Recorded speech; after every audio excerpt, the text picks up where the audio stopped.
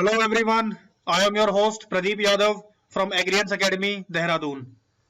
So guys, आज के session में मैं आपको कुछ इंफॉर्मेशन प्रोवाइड करूंगा जो इंपॉर्टेंट है उन सभी स्टूडेंट्स के लिए जो इस बार FSSAI के मेंस एग्जाम में अपीयर होने वाले हैं।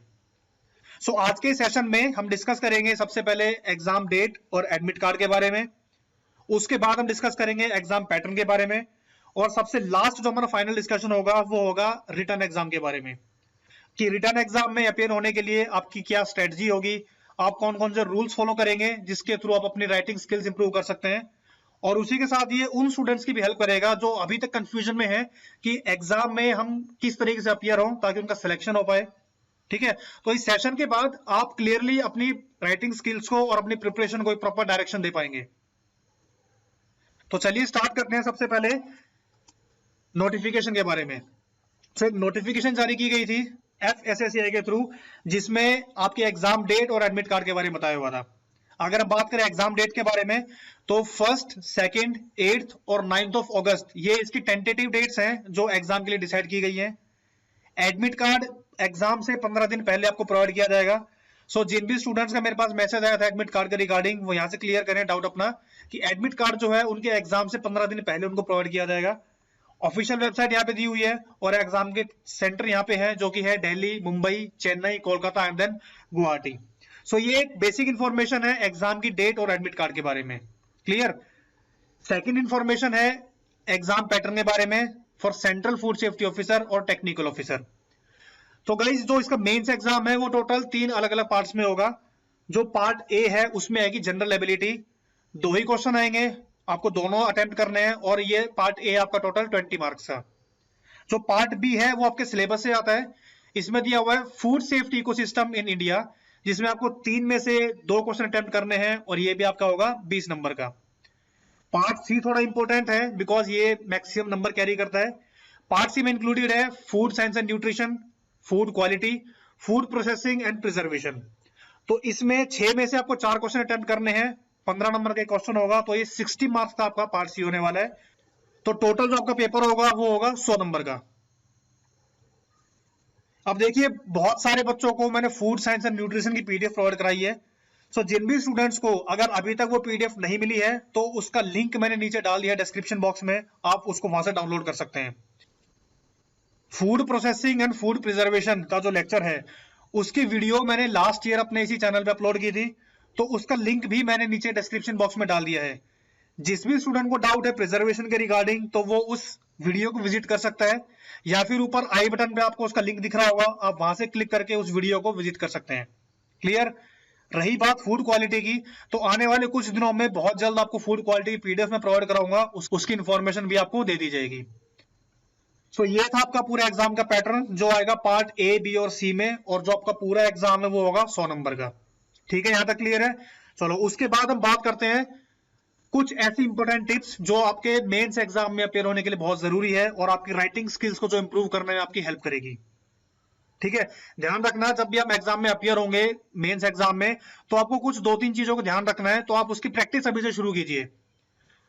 हर एक स्टूडेंट का अपना अलग तरीका होता है एग्जाम को अटेम्प्ट करने का, लेकिन मैंने यहाँ पे एक छोटा सा फ्लो चार्ट बनाया है ताकि आपको एक हल्का सा आइडिया लगे कि आप जब एग्जाम में लिखेंगे तो आपके दिमाग में क्या थॉट्स होने चाहिए लिखने के लिए और आप कौन कौन से पॉइंट्स को वहां पे नोट डाउन करेंगे। ठीक है, तो देखो 5 टोटल पॉइंट्स मैंने यहाँ पे नोट किए हैं। सबसे पहले है प्रोनाउंसिएशन एंड रेंज, उसके बाद है ratio and balance, then authenticity, presentation और सबसे लास्ट में सबमिशन। तो आपका जो पूरा क्वेश्चन है वो इन 5 पॉइंट्स के ऊपर बेस्ड होना चाहिए, बिकॉज एग्जामिनर आपको नहीं जानता, वो आपको जज करेगा सिर्फ आपकी राइटिंग स्किल्स के बेस्ड के ऊपर। तो आप एग्जाम में कुछ ऐसा लिखिए, कुछ इस तरीके से एग्जाम को अटेम्प्ट कीजिए ताकि उस एग्जामिनर को फील आए और वो आपको सेलेक्ट करे नंबर देने के लिए। क्लियर। तो सबसे पहले बात करते हैं प्रोनाउंसिएशन और रेंज के बारे में, जो कि हमारा सबसे फर्स्ट पॉइंट है इसमें एग्जाम को अपीयर करने के लिए। देखो रेंज का मतलब क्या होता है, ध्यान रखना सबसे पहले आपको सिर्फ वही चीजें लिखनी है एग्जाम के अंदर जो आपसे एग्जाम में पूछी गई है, जो आपसे क्वेश्चन में पूछी गई है। कुछ स्टूडेंट्स काफी अच्छे हैं और मैं मानता हूं कि उनकी तैयारी भी काफी अच्छी है बिकॉज उनके मेरे पास मैसेज कंटिन्यू आते रहते हैं। तो खासकर वो स्टूडेंट्स ध्यान रखें कि उन्हें कंट्रोल करना है अपने माइंड और अपने इमोशंस पे। क्योंकि ऐसा होता है जब हमारे पास कंटेंट है लिखने के लिए, हमने काफी कुछ पढ़ा हुआ है, तो हम जब एग्जाम में अपीयर होते हैं लिखने के लिए तो हम अपने आप पे कंट्रोल नहीं कर पाते कि हम इसमें क्या छोड़े और क्या लिखें। तो जो आपकी हैबिट है स्कूल और कॉलेज में शीट भरने वाली, वो यहाँ पे हैबिट अप्लाई ना करें, बिकॉज हमें यहाँ पे वर्ड्स में रहना है। हमें लिमिट मिलेगी कि आपका ये जो आंसर है ये 200 से 250 वर्ड में या 300 वर्ड्स के अंदर हो, तो आपको उसी रेंज में, उसी लिमिट में, उसके आसपास की रेंज में आपको अपना पूरा क्वेश्चन खत्म करना है। तो ध्यान रखना, जो पूछा है उसमें से कुछ ना छूटे, और जो नहीं पूछा ऐसा कुछ भी आप एग्जाम में नहीं लिखेंगे। तो पहला पॉइंट आपको याद रखना है कि आपके एग्जाम की रेंज क्या होने वाली है, आप कितना लिखेंगे और आप कितना इंपॉर्टेंट उसमें लिख सकते हैं। क्लियर। उसके बाद है रेशियो एंड बैलेंस। सो जब हम बात करेंगे रेशियो बैलेंस की, तो ध्यान रखना ये जो तरीका है ये अप्लाई होगा सिर्फ उसी क्वेश्चन पे जिसमें 2 या 2 से ज्यादा चीजें पूछी गई हैं। अगर आपके एग्जाम में सिर्फ एक ही चीज पूछी है तो नो डाउट आप पूरा उसको टाइम दे सकते हैं एग्जाम को लिखने के लिए, आपके पास जो थॉट्स है हमारे पूरे थॉट उसमें लिख सकते हैं। लेकिन कई बार क्या होता है, एग्जामिनर एक क्वेश्चन में 2 से 3 चीजें पूछ लेते हैं। पहले उन्होंने पूछा डेफिनेशन, फिर उन्होंने पूछा उसके टाइप्स, और तीसरा क्वेश्चन बिल्कुल अलग, मानो उन्होंने पूछा FSSAI के रूल्स एंड रेगुलेशंस के बारे में।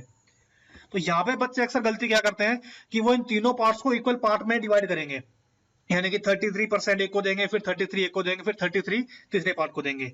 ऐसा नहीं करना है। आपका जो क्वेश्चन है अगर वो 3 पार्ट में डिवाइडेड है तो आप उसको परसेंटेज के हिसाब से डिवाइड कीजिए। सपोज कीजिए पहले डेफिनेशन पूछी गई है तो आप उसको 15 से 20% की रेंज में रख सकते हैं। सेकंड का जो पोर्शन है आप उसको 30 से 40% की रेंज में रख सकते हैं। बाकी जो तीसरा सबसे इंपॉर्टेंट पार्ट है आप उसको थोड़ा ज्यादा परसेंटेज दे दीजिए, वेटेज थोड़ा ज्यादा दे दीजिए, ताकि आपका क्वेश्चन देखने में अच्छा लगे और एग्जामिनर को पढ़ने में मजा आए कि हाँ इसने जितना पूछा है उतना ही लिखा हुआ है, और इसने क्वेश्चन को प्रॉपर रेशियो में डिवाइड किया हुआ है, इक्वल रेशियो में डिवाइड नहीं किया हुआ है। ठीक है ना।